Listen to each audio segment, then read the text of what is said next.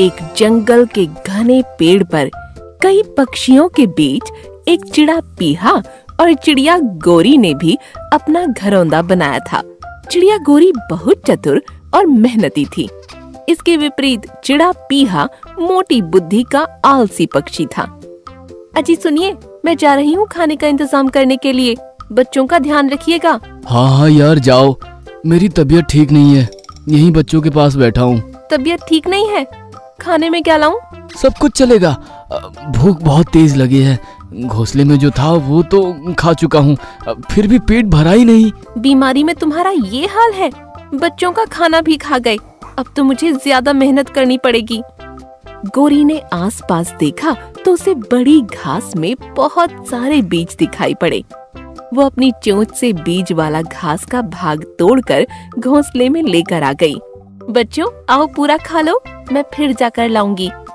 बच्चे खाने लगे और चिड़ा पीहा भी उनके साथ जुट गया। खाने के समय उसकी बीमारी चली गई थी। दरअसल वह अपनी आलस को बीमारी का नाम दे देता था।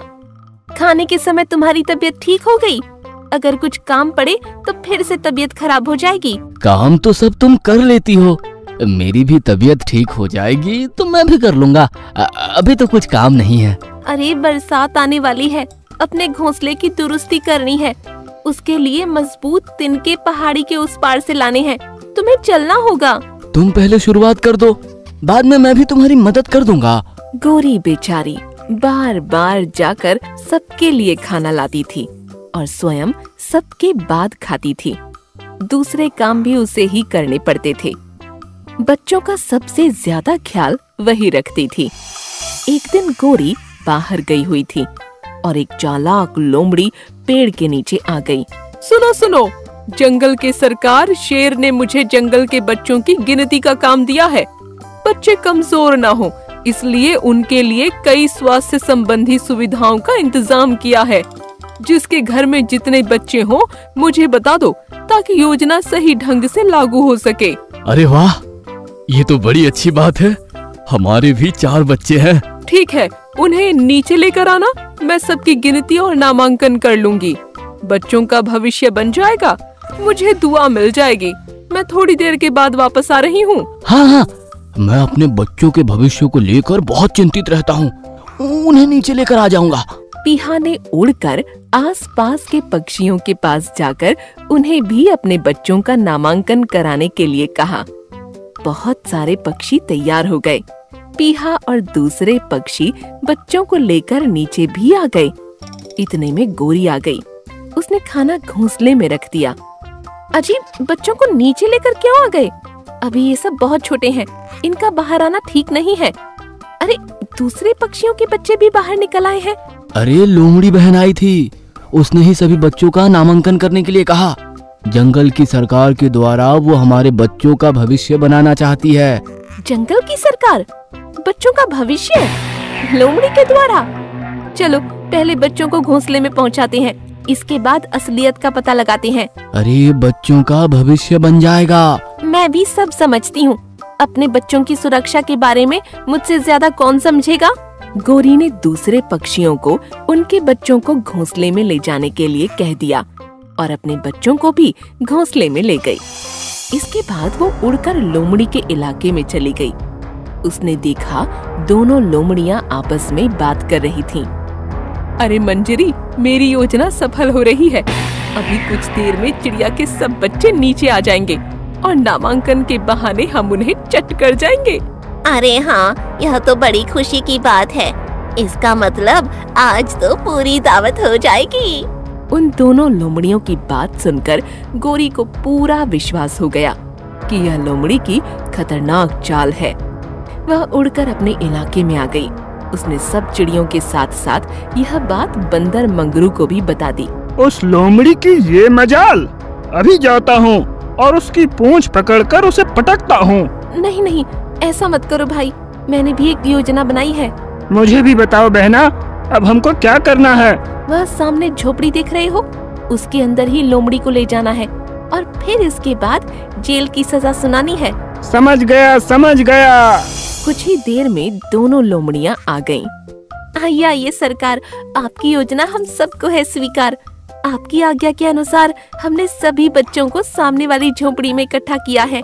आप चलिए सबका नामांकन कीजिए और उनका भविष्य संवारिए। यह तो आप लोगों ने बड़ी बुद्धिमानी का काम किया है, हमारा काम आसान कर दिया है। लोमड़ी बहन समझ लो, बहुत ही आसान कर दिया है। चलो झोपड़ी में चलते हैं, बच्चे ऊब रहे होंगे। जैसे ही दोनों लोमड़ियाँ दरवाजा खुलने के बाद अंदर झांकने लगीं, मंगरू बंदर ने उन्हें ढकेलकर दरवाजा बाहर से बंद कर दिया। लोमड़ियाँ अंदर से दरवाजा पीटने लगीं। अरे यहाँ अंदर कोई चिड़िया का बच्चा नहीं है, तुमने दरवाजा क्यों बंद कर दिया? दरवाजा खोलो, हमें बाहर निकालो। अंदर चिड़िया के बच्चे नहीं, सांप और बिच्छू मिलेंगे। गोरी बहन, मैंने ही सांप और बिच्छू अंदर छोड़ दिए हैं। इन दोनों का स्वागत भी तो ढंग से होना चाहिए। अंदर अंधेरा है, कोई खिड़की भी नहीं है, सांप बिच्छू काटेंगे, हम उन्हें देख भी नहीं पाएंगे और मर जाएंगे। तुम हमारे बच्चों की जान लेना चाहती थी, अब अपनी जान की परवाह करो। तुम्हारे लिए यही सजा है, अब यही मरो। गोरी और मंगरू और सभी पक्षी दोनों लोमड़ियों को हमेशा के लिए उस झोपड़ी में बंद करके वहाँ से चल पड़े। इस तरह गोरी की चतुराई काम आई, दोनों लोमड़ियों ने सही सजा पाई। गोलू हाथी बड़े ही भारी मन से घर की तरफ लौट रहा था। भोलू बंदर डाल पर लटक कर उसे देख रहा था। आज गोलू को पेट भर खाना नहीं मिला था, उसे जोरों की भूख लगी थी, इसलिए एक बरगद के पेड़ की तरफ वो तेजी से बढ़ गया। भोलू ने उसे टोका। भोलू बंदर बोला, अरे गोलू भाई, बड़ी जल्दी में भागे जा रहे हो, क्या बात है? रुक भी नहीं पा रहे हो। अरे भोलू, मैं क्या बोलूं, तुम तो जानते हो कि भूख मुझसे बर्दाश्त नहीं होती। तुम छोटे पेट वाले हो, झट से खाकर कूद फांद रहे हो। मेरा बड़ा पेट जल्दी भरता ही नहीं है, खाए बिना दिमाग काम करता ही नहीं है। कई जगह खाया पर कुछ काम नहीं आया, अब बरगद के पास चला आया। गोलू ने बरगद की पत्तियों और टहनियों को खाना शुरू कर दिया। कुछ देर खाने के बाद उसने अपना पेट भर लिया। वो पेड़ के तने से मस्ती करने लगा। भोलू बंदर भी आकर उछलने लगा। अचानक गोलू हाथी के कानों में कुछ आवाजें आने लगी और उसने मुड़कर देखा तो एक पेड़ के नीचे कुछ जानवर खड़े होकर पेड़ के ऊपर देख रहे थे और आपस में बातें कर रहे थे। गोलू के कदम उसी तरफ बढ़ गए। वहां पेड़ के ऊपर एक पतंग के धागे में फंसा हुआ कौवा लटक कर छटपटा रहा था। वो बार बार पंख फड़फड़ा रहा था, बचने के लिए गुहार लगा रहा था, लेकिन कोई उसे बचाने के लिए नहीं पहुंच सका था। गोलू ने देखा तो उसे दया आ गई। वो कौवे को हर कीमत पर बचाना चाहता था। इतने में भोलू बंदर भी उछलकर सामने आ गया।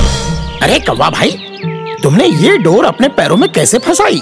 मैंने इस डोर को नहीं फंसाया, इस डोर ने मुझे फंसाया और लटकाया। अफसोस अब तक किसी ने मुझे नहीं बचाया। ये कौवा बेचारा आज सुबह से इस पतंग की डोरी से फंसकर लटका हुआ है, असहाय होकर उल्टा लटका हुआ है। अब तो इसका बाहर निकलना बहुत मुश्किल है। ये बेचारा इस बंधन से बाहर निकल नहीं पाएगा और ऐसे ही भूख प्यास से मर जाएगा। भोलू बंदर पेड़ पर चढ़ गया, लेकिन कौवे के पास तक पहुंचने में खतरा था। उसने अंदाजा लगा लिया था कि पतली डाली पर चढ़ना यानी खतरे को मोल लेना है। वो मांझे की तरफ बढ़ रहा था कि उसके पैर में चोट आ गई। अब गोलू हाथी की बारी थी, उसकी पूरी तैयारी थी। गोलू ने सुंड को ऊपर उठाया, लेकिन कौवे को छू ही नहीं पाया। कई जानवर गोलू के प्रयास को बड़े ध्यान से देख रहे थे। अरे अब तो गोलू भैया की सूंड भी नहीं पहुंच पा रही है। ध्यान से देखिए, कौवे की हालत बिगड़ती जा रही है। अब की बार गोलू ने अपने अगले दोनों पैर उठाकर पेड़ पर जमा दिए। उसकी ऊंचाई बढ़ गई और उसने अपना सुंड उठा दिया, कौवे तक पहुंचा दिया। डोर को तोड़कर कौवे को बचा लिया। सभी प्राणी प्रसन्न हो गए। कौवे ने गोलू को बहुत बहुत धन्यवाद दिया। अरे वाह गोलू, अंततः तुमने इस कौवे को बचाकर ही दम लिया। अरे तुम्हारे सुंड में तो चोट लग गई, खून भी बह रहा है। गोलू बोला, मुझे चोट के दर्द की तनिक भी परवाह नहीं है। सबसे बड़ी खुशी तो इस कौवे को बचाने में हुई है। कौवा गोलू के सुंड के जख्म के पास चोंच ले गया और जैसे जादू हो गया, गोलू का जख्म और दर्द दोनों भाग गए। अरे अब मुझे कोई दर्द नहीं हो रहा है, ये तो सचमुच कमाल हो गया। कौवे राजा, तुम तो जादूगर निकले, मेरे जख्म को ठीक कर दिया। तुम्हारे अंदर जब जादू है तब तुम क्यों खुद फंस कर लटके रहे? कौवा बोला, देखो हाथी भैया, जिस परी ने मुझे यह शक्ति दी है उसने मुझसे कहा था इसके दम पर दूसरों की भलाई करना, अपने लाभ के लिए कभी प्रयत्न मत करना। मुझे बचाने के लिए तो भगवान ने आपको फरिश्ता बनाकर भेज दिया। गोलू बोला, मैंने अपना काम किया है, तुम्हें बचाने के बाद मुझे बड़े आनंद की अनुभूति हुई है। आपके परिवार में कौन कौन है? मैं तो अब तक अकेला ही था। मैं चाहता हूँ तुम भी मुझसे जुड़ जाओ, मेरे मित्र बन जाओ। कौवा बोला, हाँ हाँ क्यों नहीं, अब तो मैं आपसे हमेशा के लिए जुड़ गया हूँ। आज से आपकी और मेरी पक्की दोस्ती।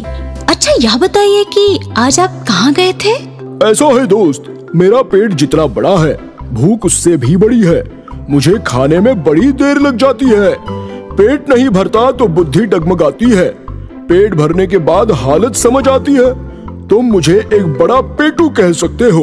मेरे होते हुए मेरा दोस्त भूखा कैसे रह सकता है? तुमने मुझे बचाने के लिए बड़ी मेहनत की है, अब तो खाना भी हजम हो गया होगा। चलो पेट पूजा हो जाए।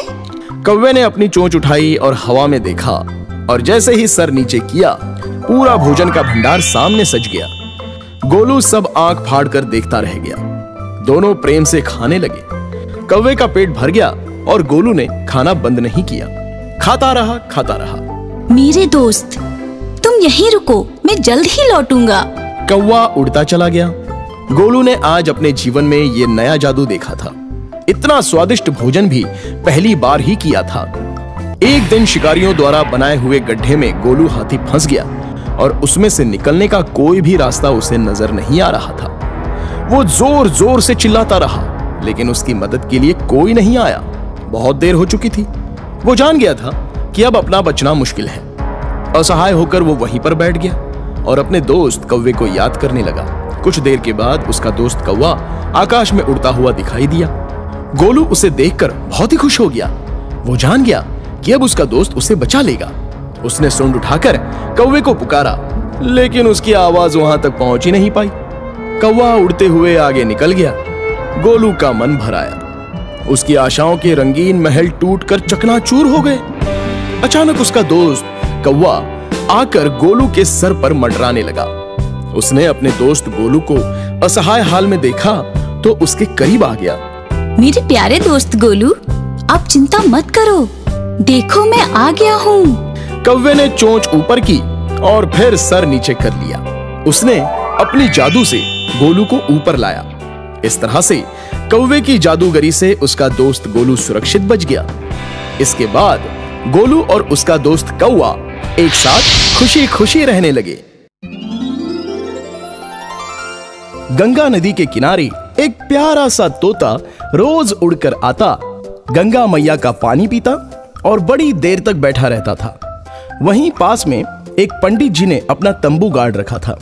वो पूजा कराते और चंदन लगाते थे और उसके बदले में कुछ दक्षिणा पाए जाते थे। वो रोज उस तोते को देखते और उनके मन में प्रश्न उठता था कि ये तोता यहाँ रोज क्यों आता है। पंडित जी ने अपने झोले से एक अमरुद निकाला और तोते को दिखाकर रख दिया। तोता धीरे धीरे आया और अमरुद खाने लगा। अरे तोते, तुम रोज आते हो, गंगा जल पीते हो और कुछ देर बैठकर चले जाते हो, क्या इसके पीछे कोई कारण है? तोता बोला, हाँ पंडित जी, इसके पीछे कारण है, मैं आपको बताता हूँ। पिछले जन्म में मैं एक ब्राह्मण का बेटा था। मेरा नाम गंगाराम था।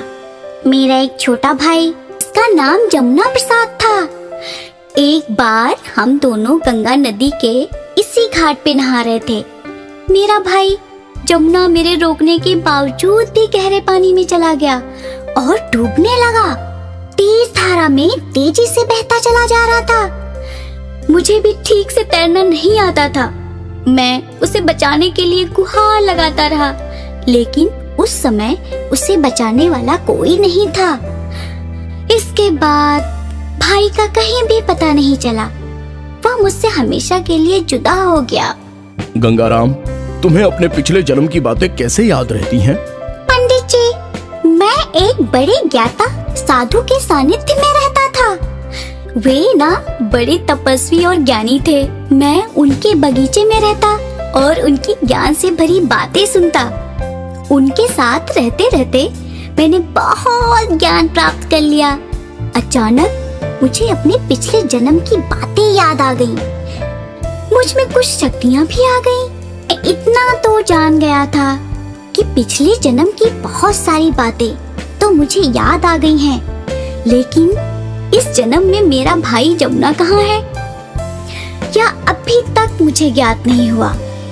मैं गंगा माँ के किनारे बैठकर उसे रोज प्रार्थना करता हूँ कि मुझे मेरे भाई से मिला दे। पंडित जी तोता गंगाराम की बातें सुनकर विचार करने लगे। उन्होंने अपने जीवन में इस तरह की बातें सुनी थी, लेकिन प्रत्यक्ष एक तोते से ये जानकारी मिलने के बाद वो सोच में पड़ गए। तोता गंगाराम और पंडित जी में खूब पटने लगी और गंगाराम जब भी गंगा किनारे आता तो पंडित जी से मिलता और अमृत भी खाता। कभी कभी तो वो खुद अमृत पंडित जी के लिए लेकर आता। पंडित जी ने कहा, अरे गंगाराम, तुम मेरे लिए अमृत क्यों लाते हो? मुझे तो प्रसाद के स्वरूप मिल ही जाता है, वो मैं तुम्हें खिला देता हूँ। पंडित जी, हिसाब बराबर का होना चाहिए। कभी आपने अमृत खिलाया, कभी मैंने खिला दिया। आपने प्रसाद में दिया और मैंने पेट से तोड़ लिया। एक दिन पंडित जी का 8-10 साल का लड़का भागीरथी गंगा किनारे पंडित जी के पास आ गया। बाबूजी, घर में आटा और दाल दोनों खत्म हो चुके हैं। मैंने तो नमक चावल खाया और ये देखिए आपके लिए भी लाया हूँ। मेरी कमीज बहुत पुरानी हो गई है, दिवाली आ रही है, नए कपड़े सिलवा दो ना। ठीक है बेटा, कुछ दिन तक रुक जाओ। किसी जजमान ने कपड़े दे दिए तो उसी कपड़े की कमीज सिलवा लूंगा। आजकल जजमान भी कम होते जा रहे हैं। लोग गंगा मैया में नहा रहे हैं, लेकिन हमें भूल जा रहे हैं। पंडित जी, अब आप चिंता मत करिए। अब आपको सारे जजमान याद करेंगे और यहीं आएंगे। आपको अच्छी खासी दक्षिणा भी मिलेगी और जिंदगी अच्छे से कटेगी। गंगाराम, तुम्हारे मुंह में घी शक्कर। काश ऐसा होता तो मेरी गरीबी दूर हो जाती। एक बिटिया है, उसकी शादी हो जाती। गंगाराम बोला, पंडित जी, वह दिन जल्द ही आएगा जब सब कुछ ठीक हो जाएगा। आपके बेटे भागीरथी को देख कर ना मुझे बड़ा अलग सा अनुभव हुआ है। मेरे खून में एक लहर सी दौड़ गई है। बड़ा होनहार बालक है। गंगाराम, ये गंगा मैया की ही तो देन है। एक बार गंगा मैया में बहुत बाढ़ आ गई। बहुत से लोग बेघर हो गए। कई लोगों की जानें भी चली गई। कई लोग अपनों से बिछड़ गए। एक छोटा सा 6 महीने का बच्चा एक लकड़ी पर बहता हुआ मुझे दिखाई दिया। वो रो रहा था। मुझसे देखा नहीं गया और मैंने उसे जाकर उठा लिया। मैंने चारों तरफ पूछताछ की, लेकिन कोई जानकारी नहीं मिली। तब मैंने उसे अपने ही घर में रख लिया, अपना बेटा बना लिया। मेरी धर्मपत्नी ने भी उसे सीने से लगा लिया और अपना लिया। कभी कभी मुझे बहुत दुख होता है कि गरीबी के कारण मैं उसका ठीक से लालन पालन नहीं कर पा रहा हूँ। वो किसी बड़े घर का लड़का है और उसकी किस्मत में गरीबी आ गई। गंगाराम बोला, पंडित जी, सब ठीक हो जाएगा। गंगा मैया की कृपा से आपके दिन भी लौट आएंगे। और दूसरे दिन गंगाराम अपनी चोंच में एक मोती लेकर पंडित जी के सामने हाजिर हो गया। गंगाराम बोला, पंडित जी, यह मोती संभाल कर रख लीजिए। आपकी जिंदगी में यह बड़ा परिवर्तन ला सकता है। पंडित जी ने जैसे ही मोती अपनी जेब में रखा, एक अमीर जजमान उनके सामने आ गया। पंडित जी ने उसे कथा सुनाई और उससे बड़ी अच्छी दक्षिणा पाई। इसके बाद कई जजमान आने लगे और पंडित जी को बहुत अच्छी अच्छी दक्षिणा मिलने लगी।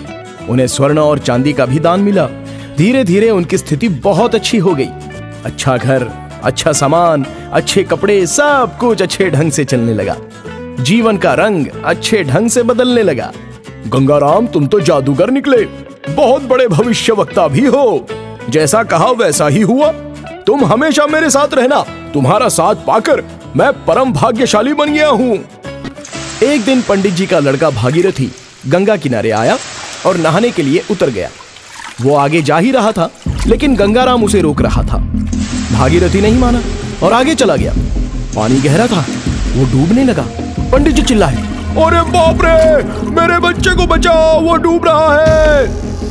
गंगाराम की आंखों से रोशनी निकली और बच्चे पर पड़ गई। गंगाराम बोला, हे गंगा मैया, मेरे भाई को बचा लो। अब दोबारा मैं इसे डूबते हुए नहीं देख सकता। भले ही मेरे प्राण ले लो, परंतु इसे बचा लो। अचानक चमत्कार हुआ। भागीरथ पानी के ऊपर से बड़े आराम से गंगाराम की तरफ आने लगा, जैसे उसे कोई अपनी गोद में लेकर आ रहा हो। पंडित जी भी अद्भुत नजारा देखकर आश्चर्य में पड़ गए। खुशी के मारे उनसे कुछ बोला ही नहीं जा रहा था। वो आगे बढ़े और उन्होंने भागीरथी को उठाकर कलेजे से लगा लिया।